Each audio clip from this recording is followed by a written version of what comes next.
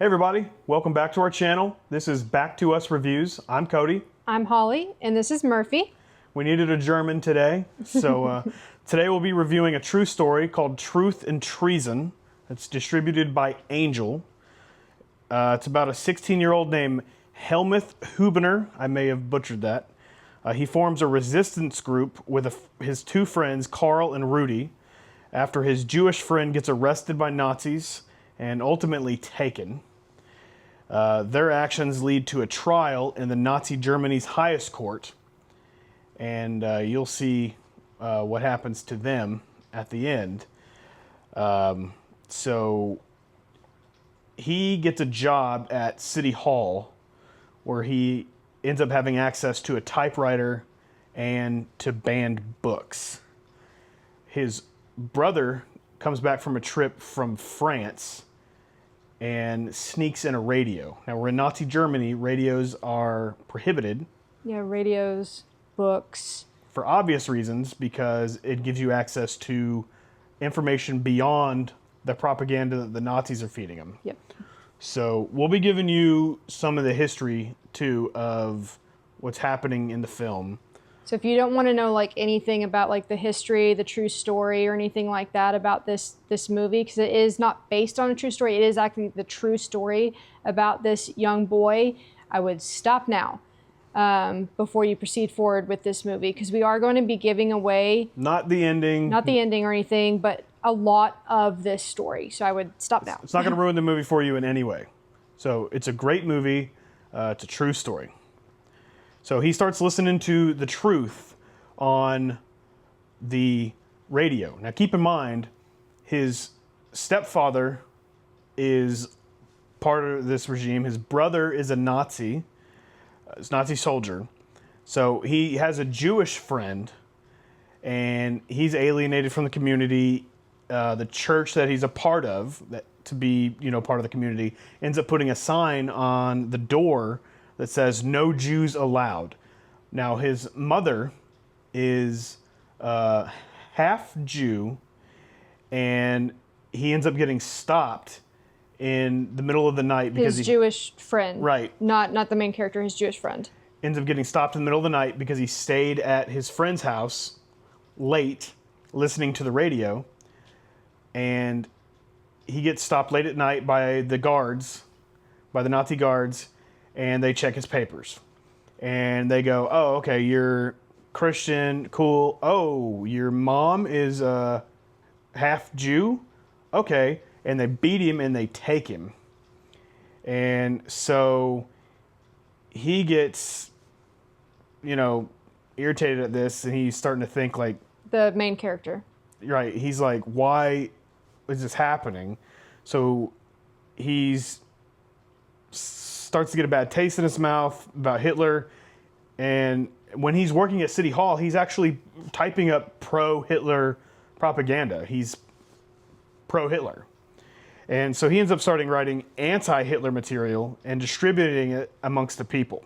But the way that he goes about getting like the anti-Hitler stuff is not only by the radio. He ends up getting a key down to the basement, and he ends up finding a room that is, you have to like have authorization to this room. And whenever he goes into this area, he finds banned books. That only City Hall has, and he happens to be working for City Hall. Yeah. And by doing so, he ends up, that's when he starts writing this like anti-Hitler propaganda. Right. He says he can make change not with guns, but with words, with the truth. He says that. And he reminded us a lot of Charlie Kirk. Using your words and right. truth.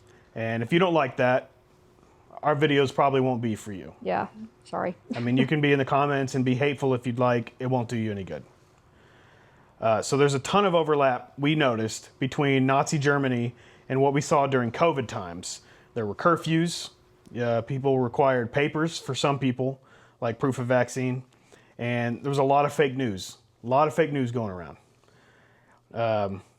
You couldn't get into certain areas, businesses. and stuff like that. We are not in any way comparing. No, definitely not. Nazi Germany, Auschwitz, nothing like that. We're just comparing the curfews, the papers, and the fake news. Nothing we know else. it was a lot worse back then. So he encourages the Germans to stand up against Hitler and his regime, and the people are interested, but they're very fearful to speak up because obviously you spoke up, you got tortured, your friends got tortured, your family got tortured, and then you got sent to prison. So one of his friends was afraid to help, that he asked to help spread the papers. But then he gets mistreated by the Hitler Youth, and then he goes, this is the right thing to do, and he helps. And this kid who works at the church as well, typing, the main character, he's asked to stand before his church and give a speech. And he uses Jesus as an example, as someone who stands for others and speaks the truth and uses words, not weapons. So another good comparison. So more and more people are seeing more through the propaganda and through various horrible events, and through his writings, they're starting to really open their eyes about how horrible the Nazis are and distance themselves from that. And it's crazy how easily, like, you speak the truth and that truth can spread like wildfire. It just takes one person. It's one person. And if you just listen to that one person and you hear his words or her words, and you actually know that it's the truth, it can just spread. Right. And the Nazis are like, who's putting this out there? And they're starting to compare how the letters are typed and the way that they're typed, and they're looking at, well, the only way that he could have known these is if he's a college professor, and he's a 16-year-old kid. And they're like, well, wait a minute, this came from Mein Kampf, and wait, this came from a banned book, and this came from this literature. How could he even know this? Shakespeare, he used Shakespeare too. Right, and they're like, he definitely has access to banned books. And they're like, where are banned books? And they start pinpointing it down to his location, and they start pinpointing it down to him. So he's ultimately mistreated while they're trying to get information out of him, and it's ridiculous. And it's like, who helped you? Because they're like, there's no way you as a kid did this. They're like, the person who did this is brilliant. He must be a professor, and you must have had a ton of people helping you distribute it. And ultimately, they bring in his love interest, and he writes down the names of the two other boys. And so, even after all this and all the torture, he still has his faith, turns to his faith, and he's asked by this, there's one main Nazi, and you really see a turn in this main Nazi, and the main Nazi actually put in for clemency for him, and you'll see what happens, but you can really see that he was reading the papers while doing the research, and you can see that he had his doubts. And so...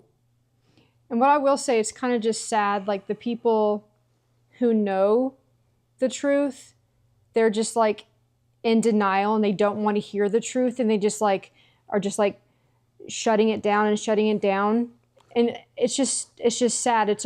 I mean, you see that also, and like I said, we're not comparing anything like today, because we know that back then and it was horrible, but the people who do want to hear the truth, they will spread those words because they have no fear. But like the ones that are like, oh yeah, I know it's the truth, but you know what? I'm going to cover my ears. I don't want to hear the truth. And they'll just like yell at you and shut you down right away. And they refuse to hear it. There's a judge in the film that allows him a moment to speak. And when he starts speaking and he starts really getting through to him, and you can see in the judge's eyes, he has a point. The judge demands that the Nazi shut him up. Yeah, and he silences him. And it's just crazy, and it's sad. Yeah, and so he's the youngest resistance fighter ever of Hitler's regime to go against Hitler's regime. And at the end of his letters, he writes Mut üben, which means practice courage. And then you'll find out that on October 27th, 1942, his fate ultimately occurs. So you'll find that out in the film. So it's a really good film. Really good. And so we decided that if you have to go to a movie, if you just absolutely want to go to a movie, go see it in theaters. But we decided. Again, if you are new to the page, we don't do the 5-star reviews or anything like that. We do recommendations here. Those recommendations are either go to the theaters, rent it at home, or stream it on one of your services when it's available.